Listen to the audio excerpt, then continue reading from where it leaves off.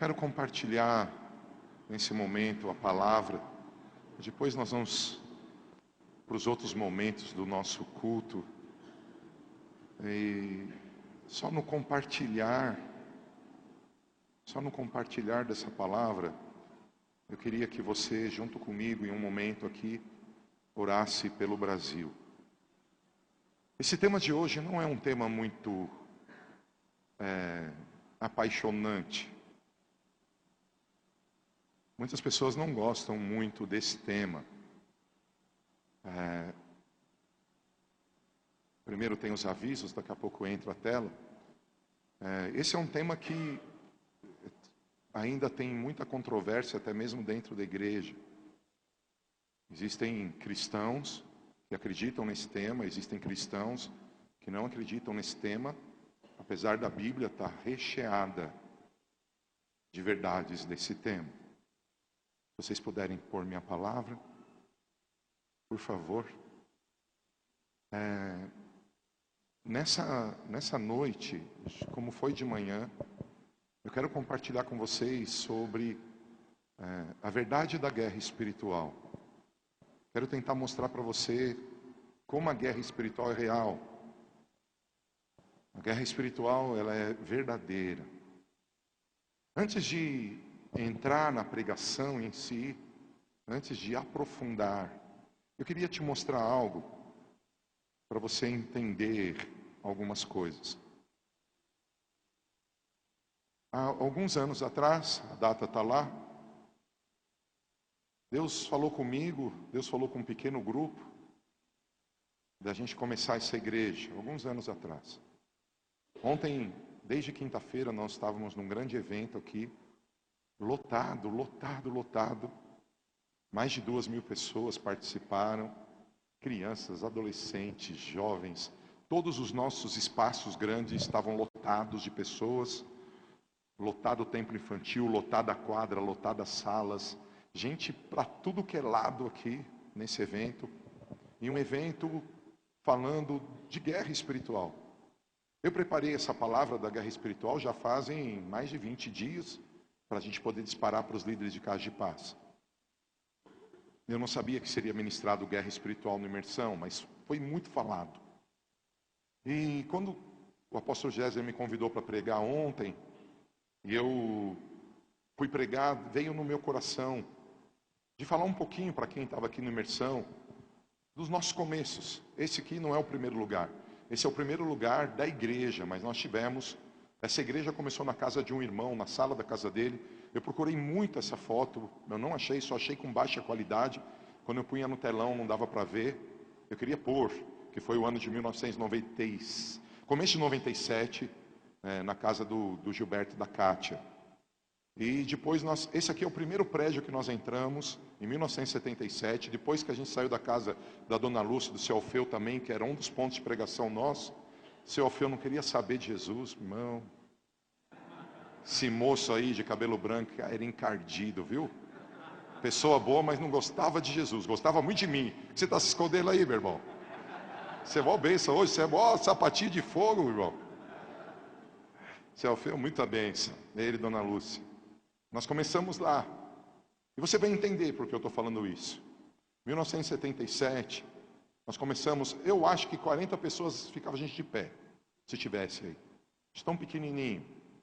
Mas a gente acreditou na palavra de Deus, que através da minha vida, através da vida que aqueles que estavam comigo, pessoas seriam abençoadas. Então, em 1998, um ano depois, nós fomos para esse prédio na Avenida Rio Bonito, e nós tínhamos mais ou menos 300 cadeiras, nós chegamos a ter 3 cultos nesse prédio.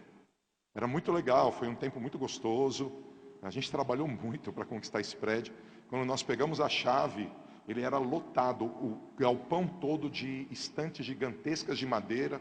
Eu e os meninos, era eu, Fábio, Flavinho, Gledson, Jerry, que a gente ralou ali, foi impressionante.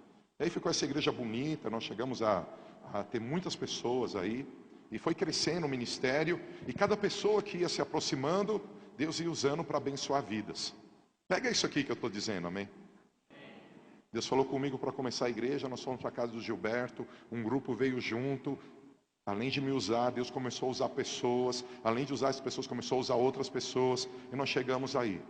Depois, acho que muitos de vocês conheceram, nós fomos para a antiga Robert Kennedy, fomos aí para a Avenida Atlântica em 2003. Aí você percebe como o ministério pastoral é gostoso, maravilhoso, mas ele faz coisas. Você vê, eu perdi o cabelo no meio do caminho. Fui roubado. Se você encontrar, devolve. Daqui a um tempo eu vou estar cabeludo de novo. Vocês podem escrever isso. Então, no ano de 2003, nós fomos para a Avenida Atlântica, na Avenida Robert Kennedy. E agora, que ano que a gente veio para cá, gente? 2016? Carnaval de 2016 ou Carnaval de 2017? A gente veio no Carnaval, no feriado do Carnaval de 2017. Nós viemos para esse prédio. 16? 16. Obrigado. A gente veio nessa data aí, irmão. E pela bondade e misericórdia de Deus, hoje Deus nos deu uma congregação abençoada, linda. E para que isso? Por que eu estou falando isso? Diz comigo assim: a igreja existe para dar glória a Deus, para conhecer a Deus e no corpo de Cristo exaltar o nome dele. E dentro dessa exaltação tem benefícios. E quais são os benefícios? Nós somos edificados, nós podemos comer da mesa do Senhor. E quanto mais fome você tem da mesa do Senhor, Ele te capacita para ser alguém que serve da mesa dele. Irmãos, eu amo o meu país. Eu já tive propostas profissionais para mudar para a Europa, para mudar para os Estados Unidos. E eu fico aqui porque eu acredito na promessa de Deus para o Brasil. Vocês sabem que eu vou quase todo mês para Brasília. Temos uma torre de intercessão, clamando para que Deus sare o Brasil, amém? Nós temos clamado, pedido para Deus perdoar os nossos pecados. Nós temos clamado e pedido para Deus sarar a nossa terra. Querido, a minha vida é muito boa, eu não posso reclamar. Eu não posso reclamar. Eu tenho um bom negócio, tenho um bom emprego, algo que me dá um retorno financeiro, eu tenho uma boa família, eu tenho uma boa estrutura. Mas muitas pessoas que eu conheço não têm acesso à educação, não têm acesso a médico, não têm acesso nenhum, e eu quero que isso acabe. Mais alguém?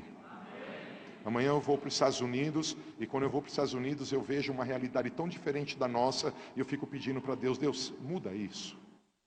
Muda isso. E por que eu estou dizendo? Porque eu acredito, fala para quem está do teu lado, um dos privilégios da igreja é estar na presença de Deus.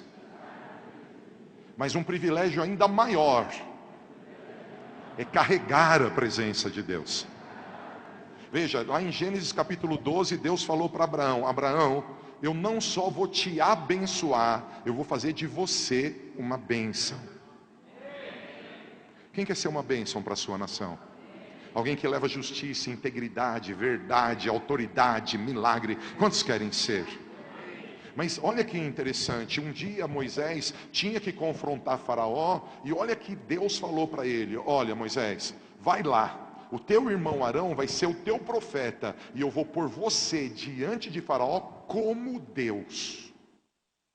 Olha como Deus é maravilhoso. Ele pega um homem e fala: quando você estiver diante daquele problema, aquele problema vai te enxergar como Deus. Quem dá glória a Deus por isso? Irmãos, tudo que eu estou te explicando está dentro da pregação dessa noite, e ao mesmo tempo está dentro de algo que eu quero fazer hoje, que é orar pelo Brasil. Olha que interessante, nós começamos bem pequenininhos, e Deus trouxe você. E hoje você vai em lugares que eu não posso ir. E se eu e você formos uma bênção, nós vamos mudar muitos lugares.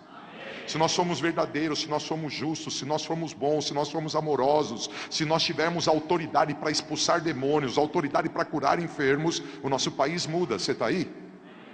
E eu creio tanto nisso, queridos, que hoje a nossa igreja está na Bahia, está no Ceará, está no Maranhão, está em Minas Gerais, está no Paraná, está no Rio de Janeiro, está no Rio Grande do Sul, está em Rondônia, está em São Paulo. Quem dá glória a Deus?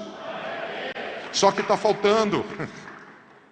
Fala para quem está do teu lado, tem alguns estados que a gente não chegou. Será que não é você que tem que ir? Cadê os missionários do Senhor? Cadê aqueles que, como Isaías, gritam: Senhor, eis-me aqui, envia-me a mim? Ah, mas antes de você ser enviado, cuida da tua Jerusalém, da tua família. Antes de você ser enviado, cuida dos teus amigos e vizinhos. Irmãos, esse é um tempo da gente ser usado por Deus para mudar lugares. Você está comigo? Eu tenho uma proximidade, não muito grande, mas uma proximidade com o nosso presidente. Torço por ele e oro por ele. Mas eu não acredito que ele é o salvador da pátria.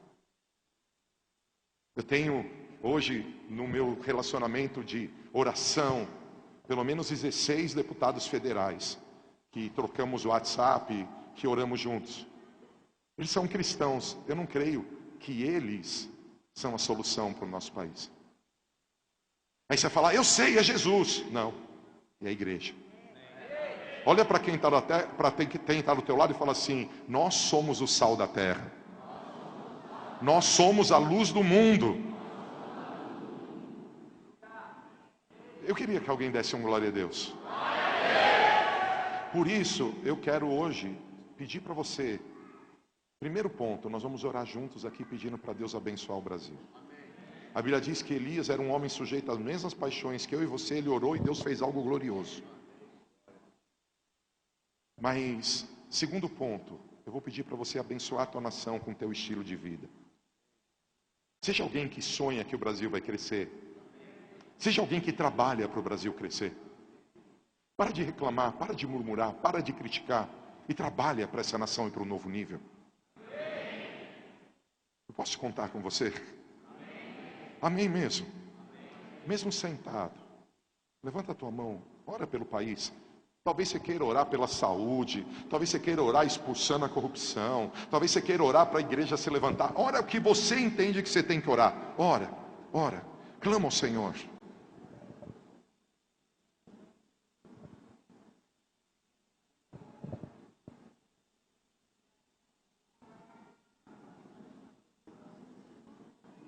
Senhor, nós amamos o Brasil e nós queremos que essa terra seja parecida com os céus. A tua palavra diz que o reino de Deus é de paz, justiça e alegria no Espírito Santo. E nós queremos pedir ao Senhor que venha paz sobre essa nação, que venha a tua justiça, Senhor, sobre essa nação, e que venha a tua alegria. Faz o brasileiro, Senhor, o meu irmão, a minha irmã brasileira, os brasileiros conhecerem o Senhor como nós te conhecemos. Nos permita como igreja ter recursos, capacidade, competência, sabedoria para pregar o teu evangelho de uma forma que as pessoas nos escutem. Se a tua graça é acesso, nos dá acesso ao coração dos moradores aqui da Zona Sul. Nos dá acesso, Senhor, desde a comunidade carente, à mansão. Pai, nos dá acesso às escolas, aos presídios ou às detenções. Pai, nos dá acesso aos hospitais, nos dá acesso aos rádios, nos dá acesso à televisão. Pai, nós pedimos acesso para falar de Ti. Nós pedimos que a Tua bondade nos impulsione a anunciar que há esperança para o Brasil, que há algo novo de Deus para o Brasil. Senhor, existe tanta notícia mentirosa. Deus, existe tanta inverdade sendo, Senhor, estabelecida como verdade. Eu lembro, Senhor, não sei quantos anos atrás, talvez 10, talvez 12, eu lembro que um jornal comunicou que a nossa dívida externa estava paga, e tanta festa eu fiz, Senhor, e era mentira. Deus, nós estamos cansados de fake news. Nós estamos cansados, Senhor, de notícias que só perpetuam o ruim. Pai, aqui nessa casa, uma cadeirante foi curada instantaneamente e saiu correndo, e nenhum jornal comunicou isso. Aqui nessa casa, uma pessoa surda foi curada e ninguém comunicou. Jovens foram libertos das drogas, da prostituição, e ninguém conta. Famílias foram restauradas e ninguém fala. Nós estamos cansados de ouvir coisas ruins. Abre a porta para que a boas novas do Evangelho venha sobre o Brasil, que o Brasil se incendeie, Senhor. Pai, eu peço ao Senhor, nos perdoa dos nossos pecados, porque não é o pecado do Brasil, são os nossos pecados que têm feito separação entre o Brasil e o Senhor. E glorifica teu nome aqui. Eu oro em nome de Jesus. Quem diz amém? Quantos podem aplaudir ao Senhor? Continua comigo.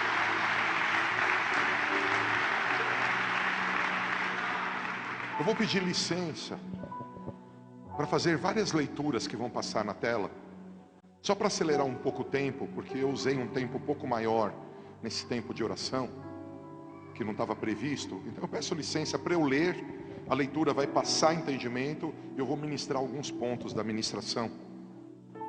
A guerra espiritual é real. Olha para quem está do teu lado e fala assim: você é um guerreiro de Deus. Se Jesus é o teu Senhor, você tem autoridade. Eu vou ler o texto e você vai me acompanhando. Então virá o fim, quando ele, Jesus, entregar o reino a Deus, o Pai. O que esse texto está dizendo? Que no final de tudo, como vai acontecer o final de tudo? Quando Jesus devolver o reino para o Pai. O reino que ele está implantando. Você deve lembrar que Jesus, na oração do Pai Nosso, ele pede para que a vontade de Deus seja feita aqui na terra como é nos céus. E ele declara: Senhor, teu o reino, o poder e a glória. E Jesus diz, em alguns momentos, ele diz assim: olha, se eu tiro os demônios pelo dedo de Deus, certamente é chegado a vós o reino de Deus. E ele mesmo disse: olha, eu tenho que ir naquela aldeia, eu tenho que ir naquele lugar para pregar o evangelho do reino. E agora Jesus está dizendo, através da carta do apóstolo Paulo à igreja de Coríntios, ele está dizendo: olha, vem o fim quando ele, Paulo está dizendo, quando Jesus entregar o reino a Deus o Pai. E quando ele vai entregar? Depois de ter destruído todo domínio, potestade e poder. E aí ele explica, porque é necessário que Jesus reine até que absolutamente todos os seus inimigos sejam prostrados debaixo de seus pés. Onde começa a guerra espiritual? Quem você obedece é o teu rei. Se você obedece somente às tuas vontades, tuas opiniões, teus achismos, você estabeleceu a tua vontade, o teu eu como teu rei. Mas quando você toma a palavra de Deus como a voz da verdade, a palavra viva, quando a palavra de Deus, os ensinos de Deus são a tua verdade, Jesus começa a reinar. Em Lucas capítulo 17, versículo 21, está dizendo: não olhe para lá, não olhe para colar, não procure para ali ou para lá, não, porque o reino de Deus está dentro de vós. Bate assim e fala assim: o reino em mim. Olha para quem está do teu lado e fala assim: essa casa é dele. Amém? Onde eu vou chegar? O texto diz assim: então virá o fim, quando ele entregar o reino a Deus o Pai, depois de ter destruído todo domínio, potestade e poder, porque é necessário que ele reine até que absolutamente todos os seus inimigos sejam prostrados debaixo dos seus pés. Por que ele está dizendo isso? Você deve, pela pintura, você deve conhecer a história. Deus fez o homem à sua imagem e semelhança. O que Deus fez? Deus fez o homem à sua imagem e semelhança, mas o homem, ele não quis obedecer o comando de Deus. Deus deu a ele o paraíso todo e disse: olha, tem uma árvore, a árvore do conhecimento do bem e do mal, só nela não toques, porque senão você vai morrer. Irmãos, de um paraíso inteiro, um único não. De quem você obedece, dele você se faz servo. E o homem obedeceu a sua curiosidade, a sua cobiça, o seu desejo, e ele acreditou na serpente. Veja, quando Deus fez o homem à sua imagem e semelhança, diz comigo: Deus é o Senhor dos céus, a terra ele deu aos filhos dos homens. Quando Deus fez Adão com a sua imagem e semelhança, Deus deu a Adão autoridade. Deus deu a ele autoridade. Só que quando Adão pecou, quantos já viram aquela corrida do bastão? Sabe o que eu estou falando? Foi como se Adão desse para o diabo a autoridade da terra. Ele que mandava, ele era o cara, mas agora perdeu a autoridade. E aí, fala para quem está do teu lado: Deus é tão lindo, Ele é tão extraordinário, que assim que Adão peca, Ele começa a agir. quando Adão decide desobedecer, Deus podia cruzar o braço e falar assim: eu sou Deus, eu mereço adoração, se o homem não me quer, ele que se exploda. Mas sabe o que Deus faz em Gênesis 3,15? Ele mesmo fala. Algumas pessoas não entendem isso, o poder da palavra. Provérbios 18:21 diz que a morte e a vida estão na palavra. Mas mais que isso, Hebreus capítulo 1, lá está escrito que pela palavra de Deus todas as coisas são sustentadas. E lá em Gênesis capítulo 1, você sabe que o haja de Deus estabelece coisas, o haja de Deus cria coisas. Quem dá glória a Deus? E o que Deus fala em Gênesis 3,15? Ele fala algo assim: Adão, você fez uma besteira grande, cara, mas eu não vou ficar quieto não. Eu vou fazer nascer o filho da mulher, e quando o filho da mulher nascer, ele vai pisar na cabeça da serpente. Ela vai ferir o calcanhar dele, mas ele vai pisar na cabeça da serpente. Primeira profecia messiânica. A partir do momento que Adão peca, Deus vem. Adão está escondido, Deus procura Adão, porque Deus não desiste de você jamais. Se alguém disse para você que porque você pecou Deus está bravo e Deus está mandando fogo na tua cabeça, é mentira. Se você estiver pecando, Deus está dizendo: cadê você, meu filho? Eu quero você comigo, eu amo você, volta para a minha presença. E Deus procura Adão, e quando ele encontra Adão, ele solta uma palavra: fica tranquilo, num sentido assim: eu estou no controle. Eu estou no controle. Jesus vem, o filho da mulher, ele vem, e ele vai pisar no diabo, e ele vai vencer o diabo. Vocês estão me entendendo? O que isso significa? Queridos, eu acho que essa caixinha aqui, se puder abaixar um pouquinho, ela está microfonando para mim aqui na frente. Eu acho que é ela, não sei. Adão, imagina os dias difíceis. Ele fez uma besteira, e assim que ele faz a besteira, e assim que ele comete a besteira, é expulso da presença de Deus, porque a decisão dele o fez. Não foi Deus que expulsou, foi ele que decidiu sair. Deus o procurou, o encontrou, sacrificou um animal, cobriu Adão, porque Adão descobriu que estava nu, e ao derramar do animal, Deus traz remissão e fala: vamos começar de novo. E ao Deus fala: vamos começar de novo, acontece uma fatalidade na casa de Adão. Caim mata Abel. Imagina você, um dos teus filhos mata outro filho. Irmãos, vocês estão aí?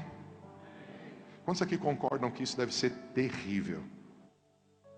Isso deve ser horrível. Adão, além de perder a autoridade que ele tinha, ele deu ao diabo. Agora ele viu o filho dele matar o outro. O que deve ter vindo no coração de Adão: meu, acabou a minha vida, não tenho mais chance de nada, nada vai acontecer comigo. Cara, eu fiz a maior besteira do mundo, eu sou uma porcaria. Ah, que coisa. Ele deve ter pensado um monte de besteira. Deus vai lá e dá um novo filho para ele. O nome do filho chama Sete. E sabe o que acontece? Através dessa nova geração, começa de novo o relacionamento do homem com Deus. Dá glória a Deus. Eu estou te contando uma história para te ensinar o que é guerra espiritual. E aqui eu paro um pouco para que você imagine uma balança.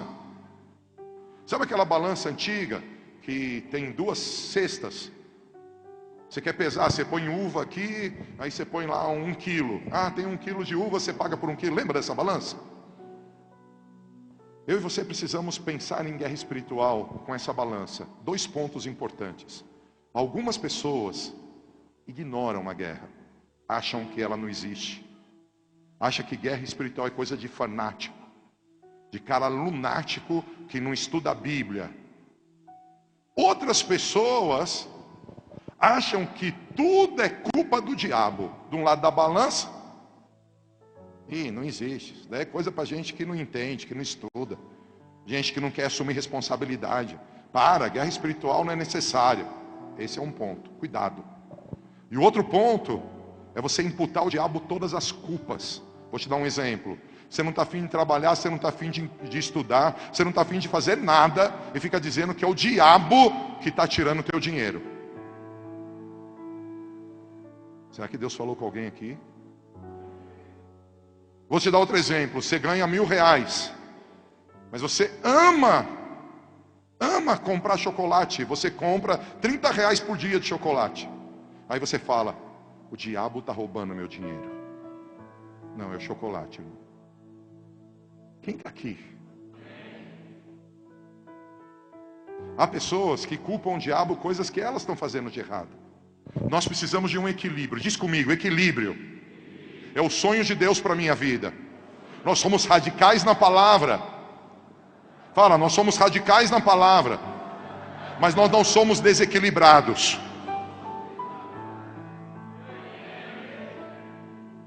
Então Adão enfrentou, e qual foi o problema? Se afastou da presença de Deus. Leia, vamos ler essa tela, por favor.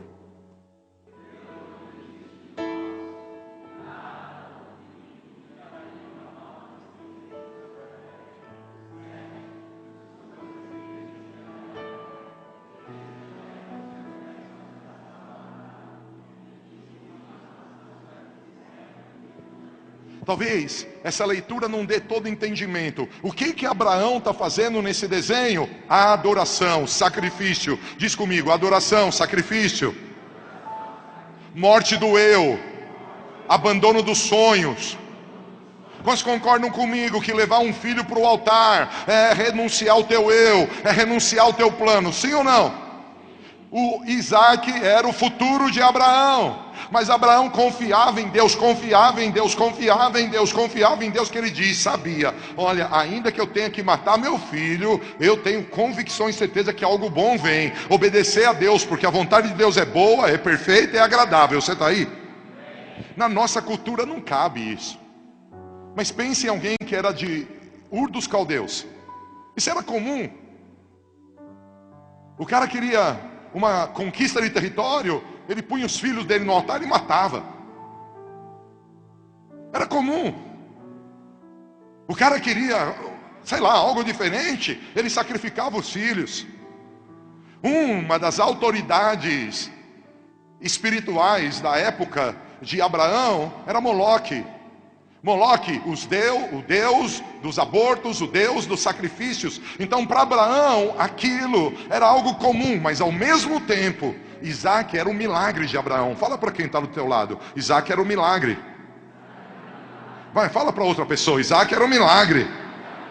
E agora ele está colocando um milagre nas mãos de Deus. E ele fala, eu estou disposto a sacrificar. Irmãos, olha que fantástico. Deus está dizendo para ele, Adão, o vacilão, ele comeu o que não precisava. Você, Abraão, fez algo que chamou minha atenção. E a partir de agora, você vai ser um escolhido para uma nova geração, onde eu vou abençoar a terra. Fala para quem está do teu lado. Ele foi tão ousado. Abraão foi tão ousado que colocou a sua família no sacrifício. E Deus foi tão generoso que colocou o cordeiro no lugar do sacrifício, recebeu o cordeiro, e agora através de Abraão todas as famílias da terra são abençoadas. Todas. Fala para quem está do teu lado, inclusive a sua. Queridos, por causa desse sacrifício, porque Adão perdeu a comunhão com Deus, Abraão conquistou a comunhão com Deus, eu e você somos abençoados. Oh, mas o tema não é comunhão, não é sacrifício, o tema é guerra espiritual. Pega aí. O que é guerra espiritual? Concluindo, fortalecei-vos no Senhor e na força do seu poder. Revesti-vos de toda a armadura de Deus, para poderes ficar firmes contra as ciladas do diabo. Porquanto a nossa luta não é contra seres humanos, e sim contra principados e potestades, contra os dominadores desse sistema mundial em trevas, contra as forças espirituais do mal nas regiões celestiais. Eu vou continuar a leitura. Todas essas casas, a casa de Adão, a casa de Sete, a casa de Noé, a casa de Abraão, todas essas casas enfrentaram guerra espiritual, porque a serpente, você deve lembrar dela, essa que está escondidinha na árvore, você deve estar vendo, a serpente quer roubar a tua autoridade.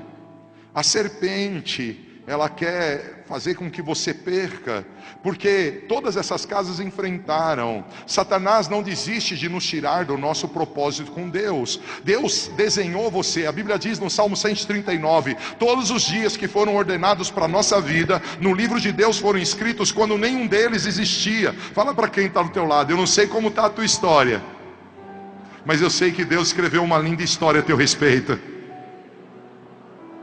Alguém aqui crê nisso ou não, hein? Eu não sei o que você está vivendo hoje, mas eu sei que o dedo de Deus que escreveu quando pegaram aquela mulher adúltera e que escreveu naquela areia alguma coisa desse tipo: eu estou aqui para te perdoar, eu estou aqui para te dar uma nova oportunidade, eu estou aqui para mudar a tua história, eu estou aqui para abrir uma porta. Quando ele escreveu na areia, desde a eternidade passada ele escreveu que você é mais que vencedor, ele escreveu que você pode viver coisas gloriosas. Mas existe a guerra espiritual. Qual é a guerra? Te tirar do propósito de Deus. O que é guerra espiritual? É toda a força do diabo, toda a força do mundo, toda a força da carne que quer te afastar de Deus. Por quê? Porque enquanto Adão estava em comunhão com Deus, estava tudo certo. Quando ele quebrou a comunhão, tudo começou a dar errado. Tão errado que um filho mata o outro. A guerra espiritual, amados, ela não é uma coisa de filme de terror, que a gente pega metralhadoras espirituais e fica matando demônios, não. Isso pode até existir. Eu respeito experiências. A guerra espiritual, querido, é uma posição firme em fé para permanecer nele. Quando aquela voz vem na tua cabeça, imagina os 3 dias que Abraão subiu na montanha, carregando seu filho, sabendo que teria que matá-lo. O que passou na cabeça desse homem? 3 dias. Ele ouviu a voz de Deus que disse: vai lá e sacrifica no Monte Moriá. Sacrifica, vai lá. Imagina ele por 3 dias. E o filho perguntou: pai, nós temos tudo pronto, o altar está pronto, nós temos a madeira, nós temos tudo está pronto, cadê o sacrifício? E ele dizia: Jeová Jiré, Deus proverá, Jeová Jiré, Deus proverá. Mas quantas vezes ele não quis falar para o filho: corre, filho, sai de perto de mim, filho, sai da minha presença, filho. Mas ele foi firme. Deus tem um propósito, nada me tira do propósito, nada muda a minha história. E porque ele permaneceu firme, ele foi matar o filho. O anjo gritou: para, olha ali, tem um cordeiro. O que significa? Fala para quem está do teu lado. Todas as vezes que você se aproxima de Deus, você não muda só a sua vida, você passa a ser um agente de Deus para mudar quem está à tua volta. Porque o Abraão levou o filho dele para o altar. Hoje a gente tem salvação, irmãos. Ah não, salvação é por Cristo. Aí, preste atenção. Se você fizer um paralelo de Abraão com Isaac, para Cristo na cruz é a mesma coisa. O pai permitiu que o filho fosse para o sacrifício, mas quando o filho chegou na cruz, e o filho lá no Getsemane, um pouco antes, gritou: pai, afasta de mim esse cálice. O pai falou: não vai dar não. O Abraão deu, o teu não dá, você tem que morrer. Porque se o seu sangue não for derramado, o véu não vai ser rasgado. E se o véu não for rasgado, as pessoas não poderão voltar para a minha presença. Por isso a Bíblia diz: ó morte, onde está a morte, a tua vitória? Onde está a morte, a tua vitória? Jesus venceu a guerra, pisando na cabeça da serpente, morrendo na cruz.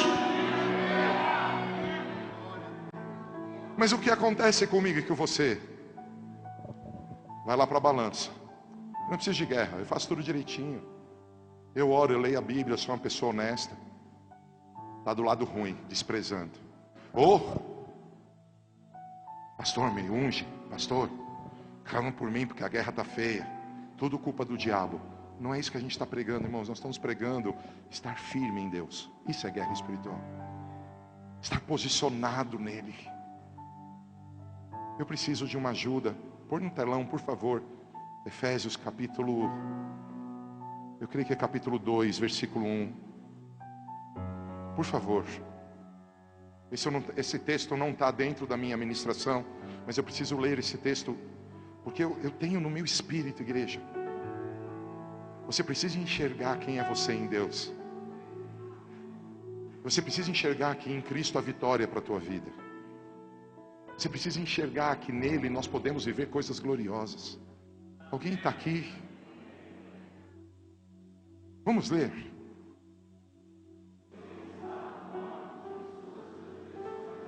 Continua.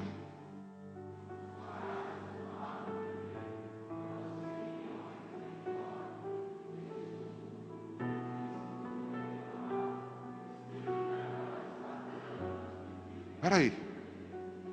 Presta bastante atenção. Nós estamos falando de guerra espiritual. Ele está dizendo que nós nos acostumamos a viver debaixo de influência espiritual maligna.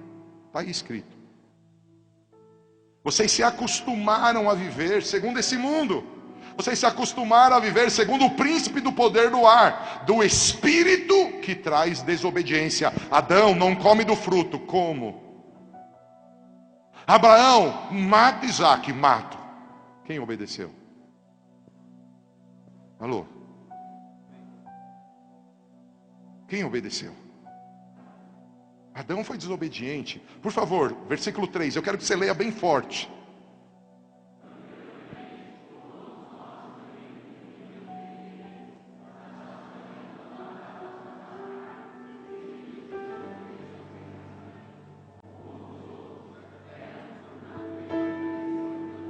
Cara, quando você vive para você, quando você só pensa em você, quando você sente, você precisa satisfazer as suas vontades, você está atraindo para a tua vida a síndrome de Adão, você está atraindo para a tua vida a síndrome de estar escondido sempre, está sempre fazendo coisas escondidas. Mas quando você obedece como Abraão, você passa a ser uma bênção para você e para a tua família. Guerra espiritual é obedecer ou desobedecer. Irmão, você vai ter desejo que você vai ter que se segurar e dizer: eu não vou fazer porque isso não agrada ao meu Deus. Você vai ter vontades e você vai ter que pôr a mão na alma e falar: não vou fazer porque eu não quero desonrar a Deus. E às vezes você vai ter que fazer coisas que você não quer para honrá-lo, e você vai viver vitória, você vai viver coisas gloriosas. Deus é real, a palavra é real, nós precisamos crer. Você está comigo?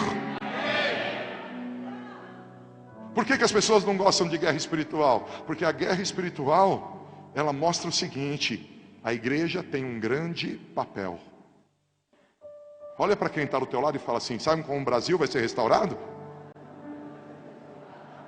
Com homens e mulheres obedientes como Abraão. Você está comigo ou não?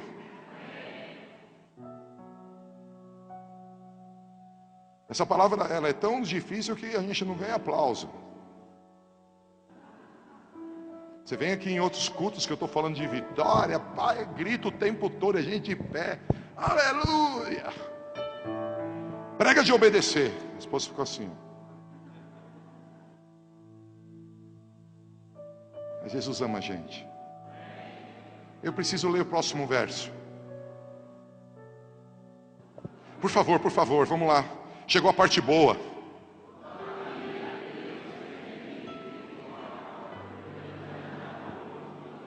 Continua.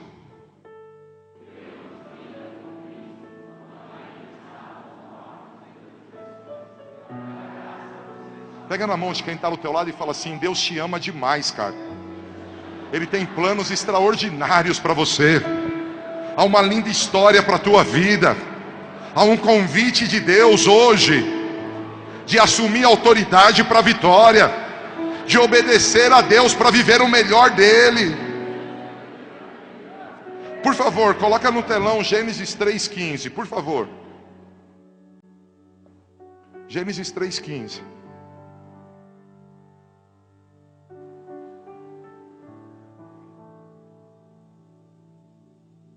Você pode ler? Ele está falando para a serpente, tá? Põe no 14 um pouquinho, só para eu mostrar aqui a serpente.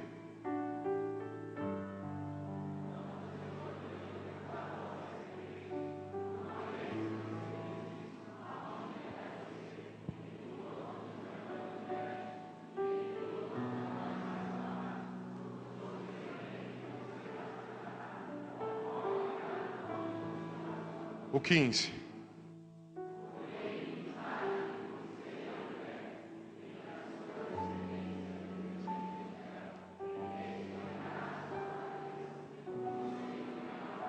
O apóstolo Paulo, ao escrever a carta aos Coríntios, me perdoa, irmãos, eu não sei se é 1 Coríntios 2 agora, capítulo 10, ele diz assim: olha, eu tenho medo que assim como a serpente enganou a Eva, vocês também sejam enganados. Você está aí?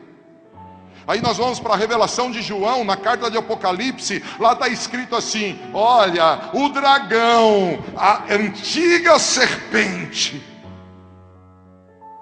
O que ele está dizendo? Ele está dizendo que Deus, em Cristo, Ele pôs uma inimizade. Uma inimizade contra quem? Contra o mundo. Uma inimizade contra quem? Contra um sistema desse mundo, espíritos. Eu tenho visto crentes, amigos de espíritos malignos. Eu tenho visto crentes, amigos de um mundo maligno. Eu não estou dizendo que nós vamos ser o chato da turma. Eu não estou dizendo que nós vamos ser os barraqueiros da turma. Não, nós vamos amar todo mundo, nós vamos ajudar todo mundo. Mas eu estou dizendo que eu e você não somos obedientes a esse mundo, a esse sistema. Nós somos obedientes a uma palavra que não passa. Nós somos obedientes a uma verdade que não muda. E ao obedecer essa verdade, Deus muda a nossa história. Você aplaude ao Senhor? Aleluia. Acho que está melhorando o culto porque estão aplaudindo. Aleluia. Ei, de verdade, irmão, quem aqui alguma vez na vida já achou que você estava absolutamente certo e era uma grande besteira, além de mim? Levanta a mão bem alto. Eu tenho a história de um carro, irmão. A minha esposa falou: não compre esse carro é ruim. Esse carro é Deus pra gente, amor. Estou arrepiado, veja. Você não sabe a roubada que eu caí, meu irmão. Já me perdoei, tá? Eu só tenho como exemplo. Perdi dinheiro, comprei um carro que, sei lá, em 30 dias quebrou o câmbio, coisas desse tipo. Eu tinha certeza que era um milagre de Deus o carro. Você está aí? Você está aí mesmo? Eu lembro um dia, eu saí com o pastor Fábio aqui de São Paulo. Uma mulher ficou endemoniada numa cidade de Minas Gerais. E a filha era da nossa igreja e falou assim: minha mãe está endemoniada aqui, eu estou com ela em casa. Onde você está? Eu pensei que era aqui perto. Eu vou aí expulsar. O senhor vem, vou. Onde você está? Eu estava em Minas. Eu falei: filha, é longe. Ela falou: não, mas o senhor falou que vinha. Para não voltar atrás, eu falei: põe o telefone na tua mãe. Está amarrado em nome de Jesus. Diabo, você cala tua boca. Aí ela pegou: o pastor, ela está com a mão para trás dizendo que está amarrada. Tá certo, estamos indo para aí, filho. Eu nunca tinha ido para essa cidade. Tinha uma pastora. A pastora falou: eu sei o caminho. Bora. E andamos, irmão. Me falaram que demorava 3h30, 4 horas para chegar. Já é 7 horas. Cadê o lugar, filha? Naquela época não tinha Waze, Google, não tinha nada disso não, irmão. Ai, eu acho que está errado. Pastora Aliette, eu falei: Aliette, você está tirando, cara. Você não disse que sabia? Eu acho que passou a entrada. Irmão, nós passamos 200 quilômetros. Tinha que voltar 200 quilômetros. Chegamos lá à noite, estava lá a tiazinha ajoelhada com a mão para trás. A pastora tinha certeza que a gente estava no caminho certo. Confessa aí, quantos aqui já foram para algum endereço, você tinha certeza e foi errado? Levanta a mão. Quem aqui já pegou o ônibus errado, irmão? Levanta a mão aí. Eu vou perguntar quem casou errado, não. Quem casou errado, não. Não. Jesus conserta. Jesus conserta. Porque o cara já quer levantar. Fui eu!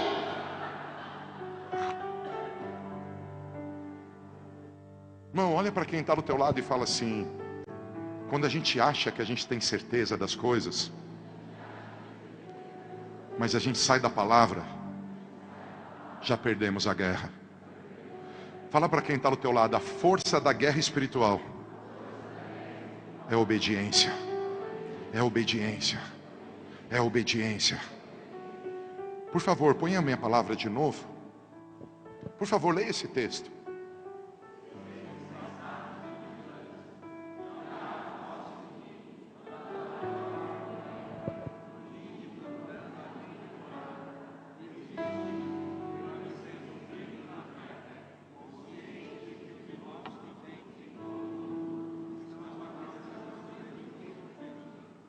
O que esse texto está dizendo?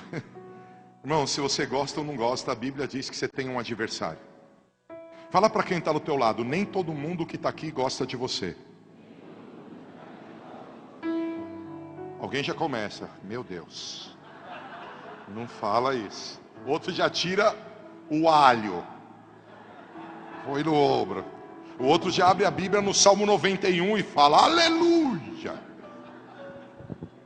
Mas queridos, preste atenção. Com certeza, o diabo não gosta de você nem de mim. O outro diz, graças a Deus. Para, meu, não é graças a Deus. O diabo que é ruim, ele é sangue ruim. Graças a Deus ele não gosta de mim. Se ele não tivesse caído, ele era nosso amigo. Por que o cara foi cair? Mas onde eu vou chegar com isso? O segundo ponto. O primeiro ponto diz comigo, obediência. O segundo ponto está aqui. Por que perdemos a guerra espiritual? Porque não conseguimos guerrear. Porque o diabo, ele trabalha de uma maneira, querido, ele nos odeia, ele vem como nosso inimigo, ele começa a nos rodear. E uma das maneiras dele vencer é a gente pensar que só a gente tem problema. Você quer perder a guerra espiritual? Passa a ser vítima. Sabe por que eu não fiz pós-graduação? Porque eu não tenho condição. O outro tem, eu não tenho. Sabe por que meu casamento não está bom? Ah, porque não sei o quê. A gente passa a ser vítima. Se você quer vencer, se você precisa entender que a guerra espiritual, ela trabalha trazendo rebeldia, desobediência, e ela trabalha trazendo vitimização. Você fica toda hora achando que o teu problema é o pior problema que existe. Eu disse isso de manhã, vou dizer à noite. Vamos fazer o culto de contar problema. Todo mundo escreve seus problemas, vem aqui contar. Mano, nós vamos chorar, vai ficar aqui 3, 4, 10 dias ouvindo problema. E a gente vai falar, misericórdia, quanto problema. Eu vou até fazer uma pesquisa, quantos aqui tem algum problema?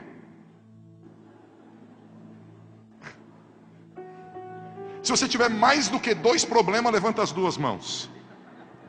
Se você tiver mais ou menos 10, levanta a mão e os pés. Cara, como a gente tem problema? Sim ou não, irmãos? Agora eu vou fazer uma pergunta mais séria. Quantos aqui tem problema e não sabe resolver? E pior é quando você tem problema e culpa o cara que está do lado. Fala para quem está do teu lado, não tenho culpa não. Às vezes até tem, mas hoje a gente perdoa.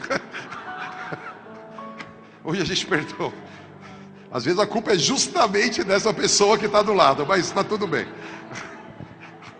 Foi justamente ela que, puxa, Deus pôs do lado aí. Mas eu estou brincando muito, perdão. Mas vamos voltar aqui. Ele traz desobediência e ele traz vitimização. Você não vence guerra em desobediência. Você não vence guerra achando que só você tem problema. Irmão, para de idolatrar teus problemas. Olha o que a Bíblia diz. Ei, permanece firme na fé, consciente de que os irmãos do lado também têm problemas. Consciente que todo mundo aqui está num mundo que jaz no maligno e o diabo está tentando tirar a gente do nosso propósito. Você está aí? Então eu vou te contar algo, não para você ficar triste, mas para você orar por mim. Deus tem sido bom comigo. Eu tenho uma vida linda, gosto, amo da minha vida. Mas eu não sei quando foi, se foi quinta, foi sexta, lembrei. Eu saí aqui do imersão e Deus falou comigo para ir embora mais rápido. Eu falei para Marta, vamos embora rapidinho, nós vamos embora rápido. E chegando em casa a gente teve um problema. Cara, eu de verdade, irmão, acho normal ter problema. Tá? A gente está lá resolvendo o problema. No meio da conversa, espero que você não faça assim para mim e que você acredite em algo que é bíblico. Entrou um demônio na sala da minha casa. Só que eu conheço esse demônio. Um dos motivos da gente implantar a igreja na Zona Sul é por causa que esse demônio, ele tem uma ligação espiritual muito forte nessa região. Ele se chama Abaddon no hebraico, Apollyon no grego.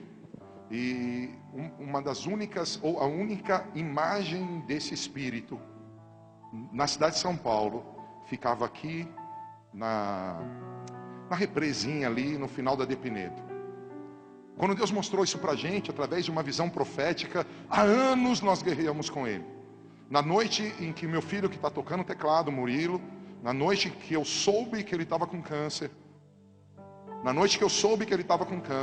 esse mesmo espírito entrou no meu quarto, e ele riu e ele disse: eu vou matar o teu filho. Ele riu e disse: eu vou matar o teu filho.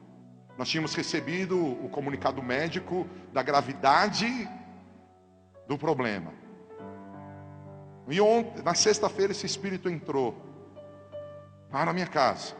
Eu falei: cara, que guerra é essa? Eu chorei, a Carol estava, a Marta estava. Eu comecei a chorar, não de medo, mas quebrantado, dizendo: Deus, que guerra é essa? Como nós vamos guerrear?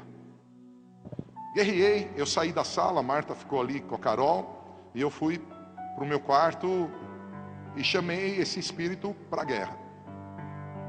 3 horas da manhã, mais ou menos, você começou a passar mal, né, irmão? Quando eu fui chamar esse espírito, quando eu comecei a fazer guerra espiritual, esse espírito disse assim: você acha que me venceu, mas eu vou matar os teus filhos. E disse: eu vou matar o Murilo. Cara, de verdade eu creio, eu confio em Deus, amém? Amo Jesus. E eu sei que aquele que começou a boa obra na minha vida é fiel para completar, amém? Murilo está totalmente curado do câncer. Graças a Deus, você dá glória a Deus. Mas olha o que aconteceu, 3 horas da manhã ele começou a passar mal. Começou a vomitar, passar mal. Eu tinha experiência na noite. 3 horas da manhã. De manhã ele me manda uma mensagem, ou perto do almoço, ele iria ministrar louvor aqui ontem. Pai, não consigo ir, eu estou passando mal, estou vomitando desde ontem. O que vem na minha cabeça, aquela risada e falando assim: eu vou matar ele, cara. Eu vou matar ele. Vitimização. Não vou mais na imersão, vou ficar em casa. Cara, que guerra que eu tenho. Aí começa a vir na cabeça problema A, problema B, problema C. Aí você começa a ouvir as vozes. E vale a pena servir a Deus? Cara, você trabalha pra caramba, você põe dinheiro na igreja para ela acontecer, e ainda o diabo vai matar teu filho. Larga tudo, vai para os Estados Unidos. Você vai mesmo segunda-feira, leva a família toda. Você acha que eu ouvi isso? Eu disse: diabo, escuta bem, se Deus começou uma obra no meu filho, você não vai interromper. Eu tenho um chamado para o Brasil, e eu vou trabalhar no Brasil até quando Deus quiser. Você está me ouvindo?